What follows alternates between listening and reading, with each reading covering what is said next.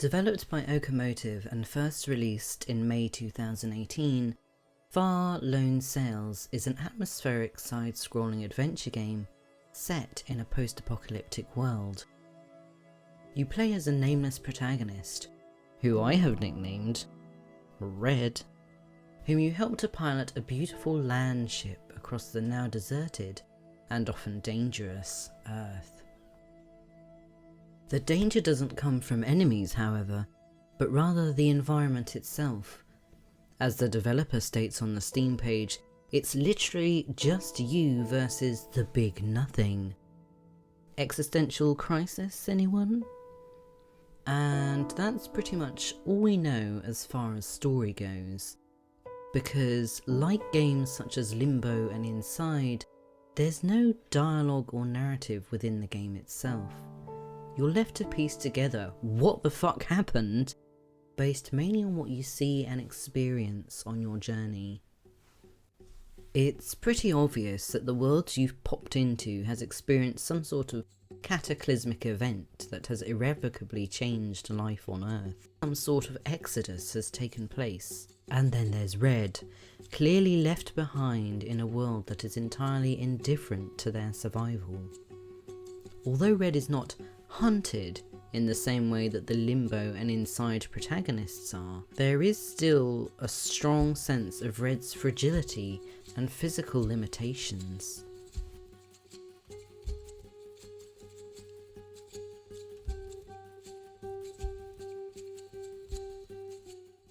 All you really know is that you must set out in your ship across the vast ruins of the Earth, presumably in search of some last bastion of humanity, and that's pretty much the only goal of the game, to keep moving forward, to survive. At this point I'd like to say that this game was recommended to me by my friend Wolfgrim, who did a full playthrough on his channel. He didn't tell me much about the game, so I went in knowing nothing about it. And in many ways, I really do feel that's the best way to approach this game. It's going to be a unique experience for everyone who plays it. Wolf and I had quite different experiences. For example, he didn't even realise you could die in this game, something I discovered several times. So I really do recommend playing the game yourself. It's quite hard to talk about this game without inferring some sort of narrative, that being our natural human instinct to give our experiences meaning, but I've tried to give a spoiler-free overview of what I think makes this game great.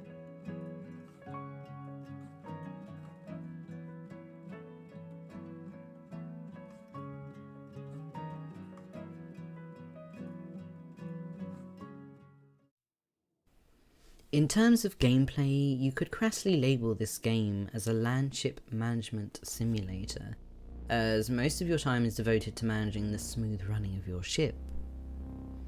You must keep your engine fueled and regularly vent steam to avoid, explosions. Because if the ship is destroyed, it's game over. Red will be left stranded in the harsh wilderness with no hope of rescue. Red's relationship with the ship is in that sense essentially symbiotic. You control the ship by hitting various buttons which necessitate moving Red around in the ship while it's moving. This gives you a much more active role in the running of the ship than if it was simply a case of using conventional vehicle control schemes.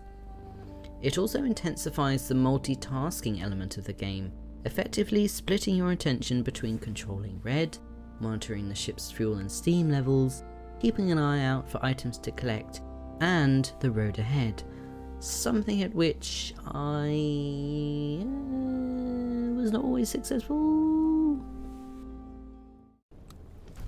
Oh yes, hitting stuff also damages your ship, so don't do that. The brake is your friend, it really is, so use it, and use it in good time, because the game does try to emulate the weight of your ship, meaning that speeding up and slowing down are things that take time. While your vehicle begins powered only by its engine, you'll quickly gain upgrades that make your ship faster and more efficient, while also introducing more layers of vehicle management to the mix.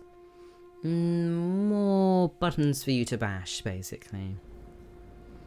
Not that I mind the buttons, I mean, they're incredibly satisfying to push, and it really adds a level of oddly satisfying to this mechanic. The gameplay overall is both highly enjoyable and quite meditative, with just a dash of appropriate anxiety when things get a little dicey. As you fire along in your ship, tending to its various buttons, however, you'll find you have ample time to enjoy the game's hauntingly beautiful environments and soundtrack. And of course, the game also gives you plenty of time during these moments to mull over existential questions like, where the hell are we going?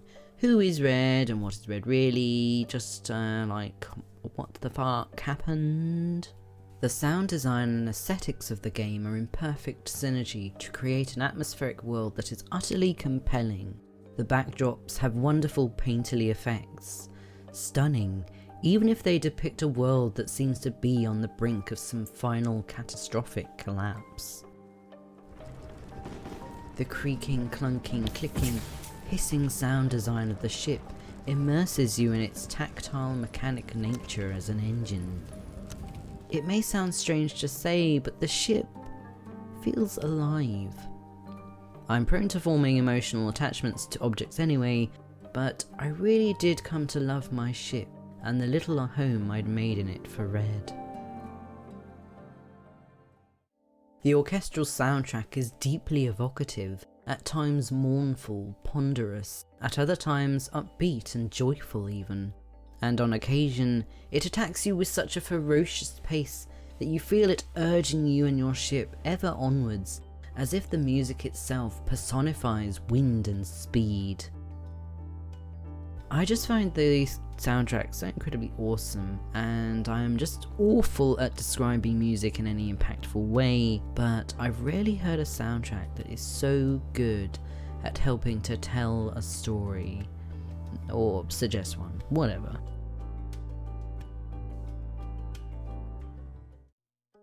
For me, the soundtrack exemplifies the atmosphere of Far Lone Sails, an intermingling of sorrow, hope, joy, loss, and also a sense of urgency, because somehow you feel that time is of the essence in Far Lone Sails.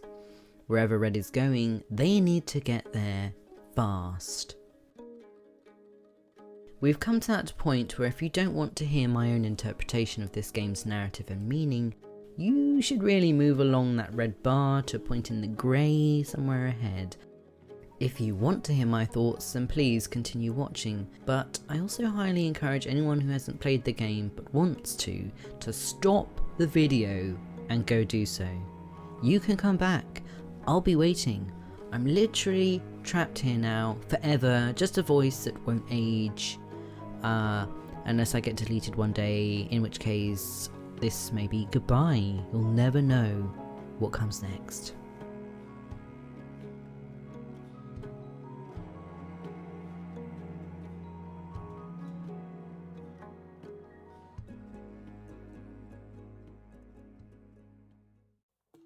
All we know about Red is that they begin their odyssey looking at a portrait of someone, and that they clearly live alone. I kind of assumed that this person in the picture was a relative that had died recently, and that this loss is what prompted Red to begin their journey and leave their home. The presence of the pram in the basement especially made me think that this was possibly Red's family home, because Red's diminutive stature does seem to suggest that they're a child. But there's also something kind of strangely inhuman about them, which I find odd, but I'm putting this down to a purely stylistic choice made by the designers. It also becomes clear that the wasteland we find ourselves in, well, it was once covered by the ocean.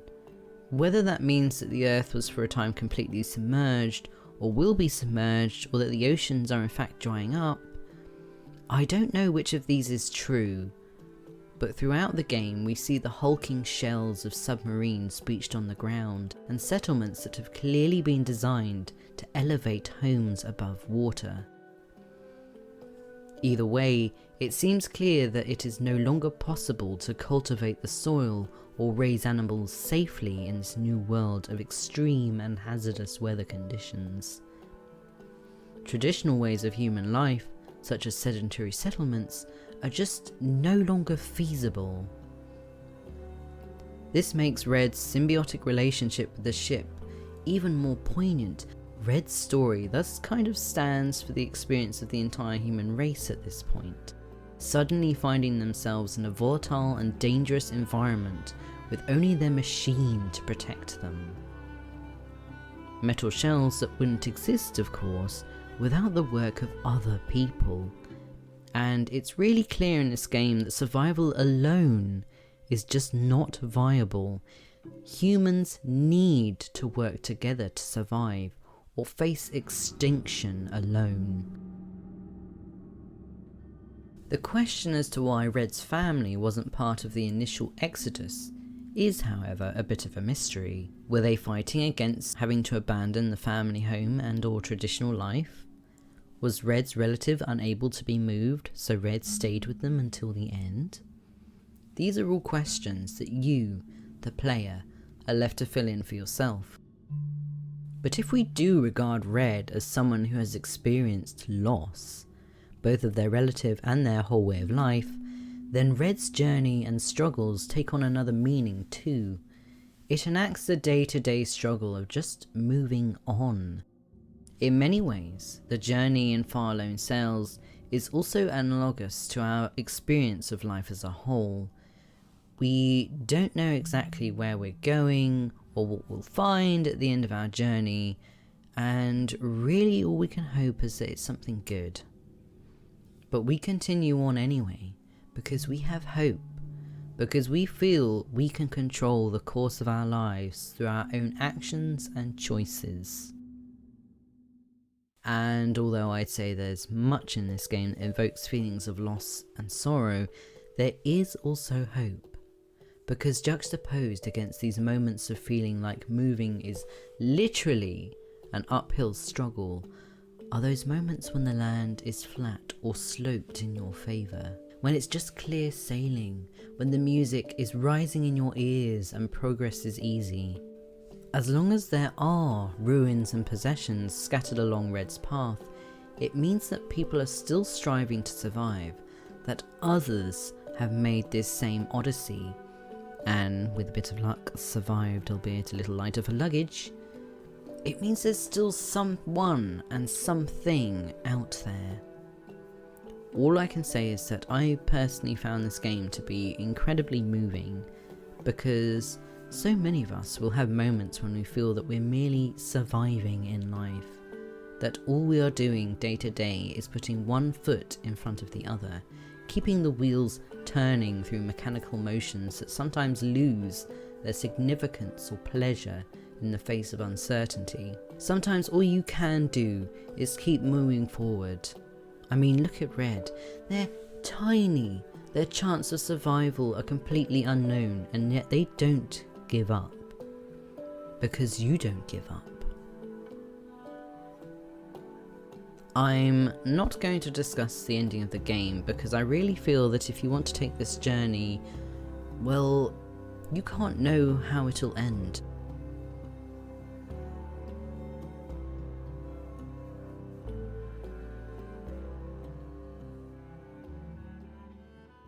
I really struggled to write this review, I won't lie, because Far Lone Sails is a beautiful game with a minimalistic narrative that leaves you to invest yourself in its story and the journey. And that's why I really think you should play it for yourself, because you're going to make your own whole ass story about this game and what it means to you as an individual. Or you'll hate it, because not everyone likes these types of games, and that's fine. All I can say is that to me this game is a beautifully crafted and singular experience that isn't to be missed if you enjoy little games that offer something a bit different. I've rarely grown so attached to a character as I did to Red. even though their backstory and personality is really just something you have to kind of develop for yourself, I think it's hard not to admire such a small being persevering against such overwhelming odds. If anything I've said makes you want to play this game, please go and play it. It may not be a long game. My first run took me about 3 hours to complete, and that included me pausing to examine items, walk around and die and all that fun stuff. But it's well worth the £11 price tag, in my opinion. Okay, well, you've heard my thoughts, and now it's up to you whether you go help Red out or just leave them to their fate alone. Also, there is going to be a sequel to this game, or a prequel, I don't know. There's another game. Go look it up, go check it out. It's going to be cool. I'm looking forward to it. I'm going to cover it. Yeah, enjoy. Bye.